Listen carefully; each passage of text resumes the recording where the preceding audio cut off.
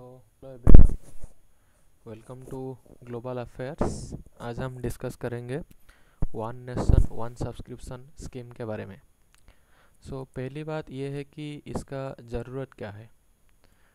जो हम देखते हैं कि रिसर्च का एरिया में रिसर्च स्कॉलर हो या प्रोफेसर्स हो, उन लोगों को बहुत सारे जर्नल का एक्सेस चाहिए होता है, ठीक है ना। Access to knowledge is a key requirement, but problem ये होता है कि उन लोगों के पास बहुत सारे जर्नल का एक्सेसिबिलिटी नहीं होता है, because they cost high, they cost very high.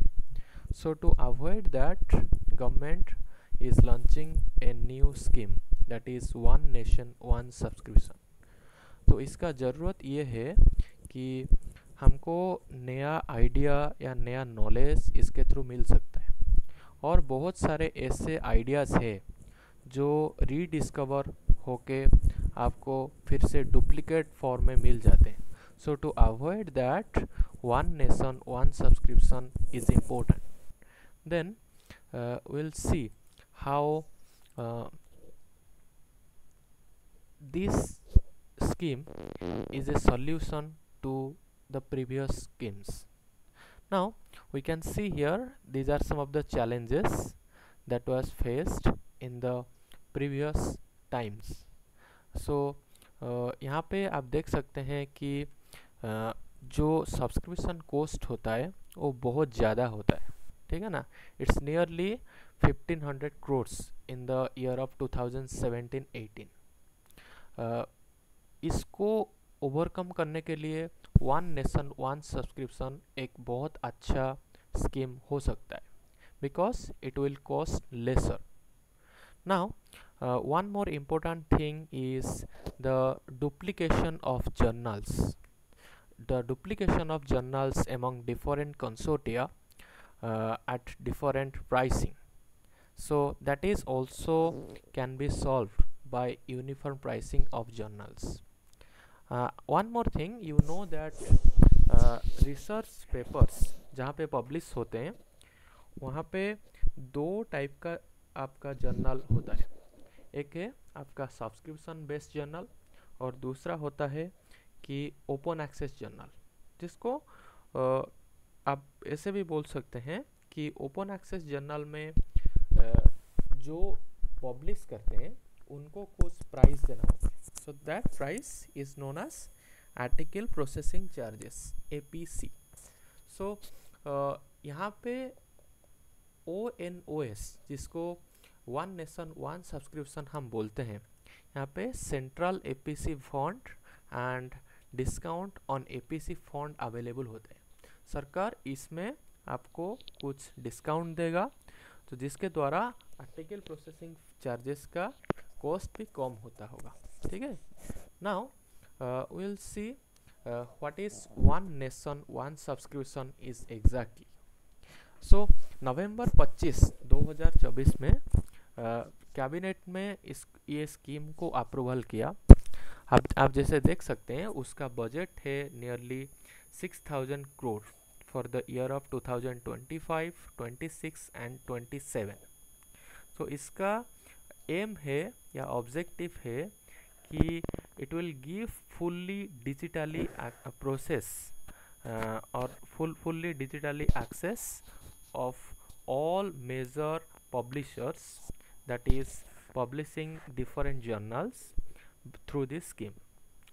और उसका टारगेट बेनिफिशियरीज कौन है, आप जैसे देख सकते हैं देश में बहुत सारे रिसर्च स्कॉलर्स होते हैं, फैकल्टीज होते हैं, और मतलब प्रोफेसर्स होते हैं, उन लोगों को ये बेनिफिट मिलेगा। So nearly 1.8 crores of students, faculty and researchers in 6300 institutions, इसमें इन लोगों को ये सुविधा मिलेगा। और ये किसके द्वारा कोऑर्डिनेट होगा, ये कोऑर्डिनेट होगा आपका इनफ्लिबनेट। इनफ्लिबनेट क्या है, ये UGC का एक ऑटोनोमस बॉडी होता है। इसका पूरा नाम होता है information and library network centre. So इसके द्वारा one nation one subscription manage होगा। Now if we see what are the publishers that are coming under this scheme, is these 30. These 30 are the major publishers of research papers in different sectors like science, technology, business and so many other things. So ये जो 30 है ये दुनिया का सबसे बेहतर publishers हैं. तो इनका जो भी रिसर्च जर्नल आएगा वन नेशन वन सब्सक्रिप्शन के थ्रू हमको एक्सेस मिलेगा. Now if we see what are the process that occurred to achieve this scheme. ये जो स्कीम है इसका शुरुआत 2022 जून से शुरू हो रहा है. ठीक है. So it has started from A committee that is having a number of secretaries of in the cabinet. So through many process these things have occurred and finally on November 25 it was approved. and ये scheme आपका 3 phase में लागू होगा. पहला phase इसका 2025 जनवरी 1 से शुरू होगा.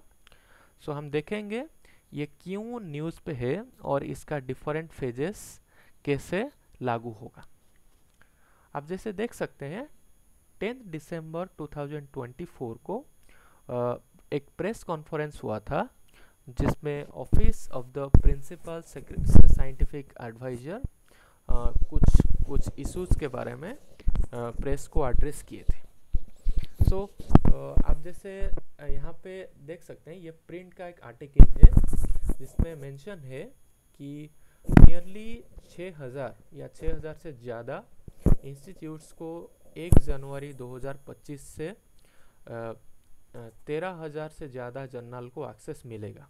ये फेज़ 1 है and phase 2 and phase 3 will follow phase 1. Phase 2 में क्या हो सकता है कि जो प्राइवेट इंस्टीट्यूट्स है इंडिया में उसको भी एक्सेस मिलेगा. एंड फेज़ 3 में ये यूनिवर्सली जो भी लाइब्रेरीज है पब्लिक लाइब्रेरीज है उसमें भी एक्सेस आपको दिया जाएगा. नाउ 10 दिसंबर का जो प्रेस कॉन्फ्रेंस है वहाँ पे कुछ चीज़ों के बारे में डिस्कशन हुआ था कि ये जो भी फंडिंग है 6000 करोड़ उसको कैसे इन्वेस्ट किया जाएगा और कौन कौन सा जर्नल एग्जैक्टली कौन कौन सा जर्नल को इसमें लिया जाना चाहिए उसके बारे में डिस्कशन हुआ. तो ये सब चीज़ को हम मेंशन किए हैं यहाँ पे कि यहाँ पे क्या पैकेज होगा कि कैसे स्टूडेंट्स और रिसर्चर को ये सब अवेलेबल किया जाएगा उसके बारे में बोला गया. और मोस्ट इम्पोर्टेंट थिंग ये है कि the phases in which one nation one subscription scheme will be implemented. ठीक है. So now the last thing is the open access journals. जो भी ओपन एक्सेस जर्नल है वहाँ पे कुछ फंडिंग सरकार को भी देना चाहिए. जो ओपन एक्सेस जर्नल जिसको भी हम बोलते हैं गोल्ड ओपन एक्सेस जर्नल, सो उनको भी नियरली 150 करोड़ पर ईयर सरकार पे करेगा इन ए पायलट प्रोजेक्ट. सो ये भी एक अच्छा स्कीम है.